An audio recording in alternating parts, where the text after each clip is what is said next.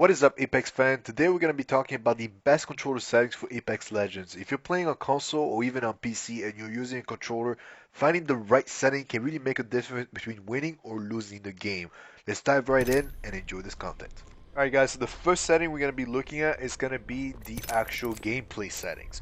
So there's only going to be a few that I'm going to be talking about for you guys today, and there's really the main one is going to be the auto sprint. The auto sprint needs to be on at all time. The biggest reason why is because it's going to avoid all the wear and tear on your actual controller. It's going to save you all the stick drift you're going to get and things like that. So have this on at all time.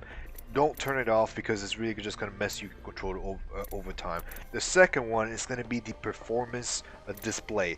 Now this can actually tell you on the top right corner, as you guys can see right there, it will show you the FPS, the ping and things like that. So for whatever reason, if you have any sort of latency, you can understand why you're lagging or whatever's going on with your actual gameplay.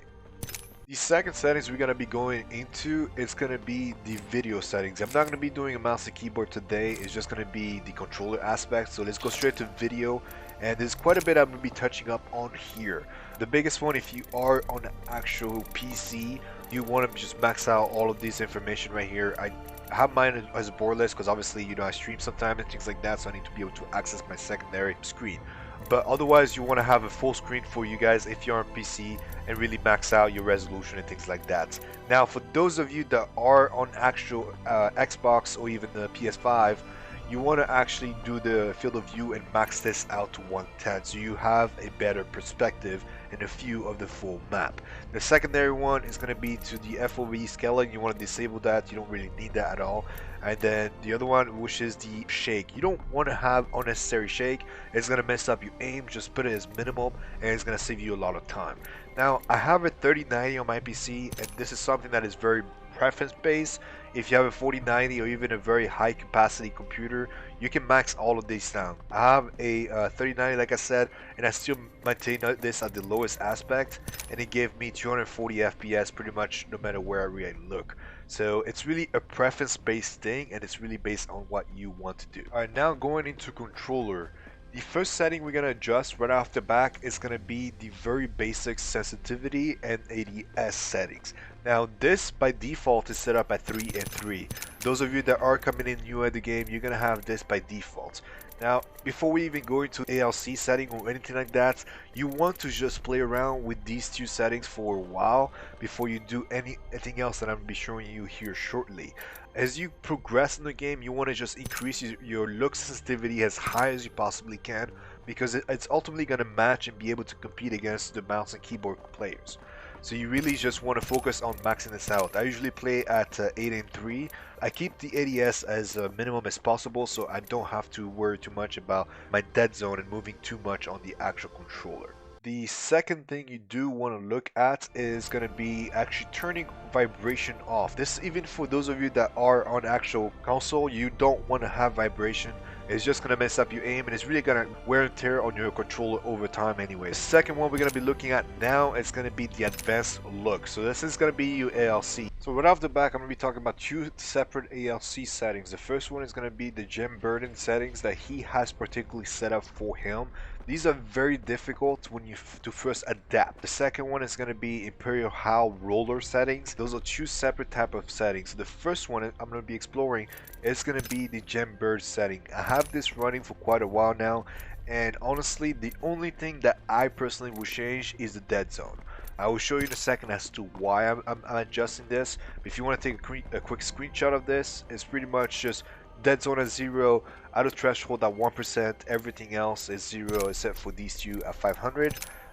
The yen speed 130, yen pitch 130.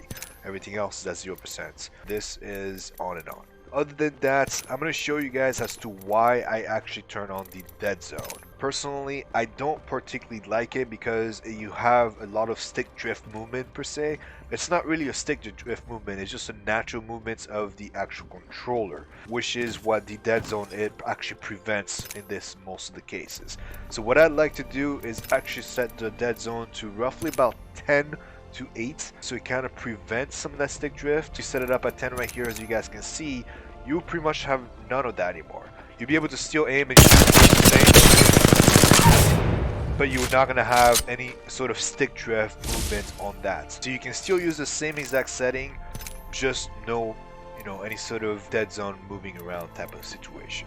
For ImperialHal setting for the controller aspect of things is not in the ALC settings. He likes to play in linear and really with no dead zone. So you're gonna have a little bit of a stick drift in aspect of things, but you're gonna be able to aim just about the same as a traditional controller. So if you like, honestly, if you enjoy playing classic, I would recommend probably doing this specific setting, which is linear with no dead zone or a small dead zone, and really focus on maximizing your look sensitivity.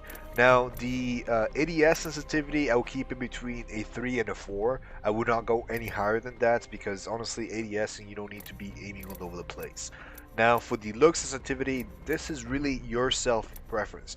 Don't follow Genburten, don't follow me, don't follow anyone else. Just do what works for you. If a 1 works for you, then do a 1.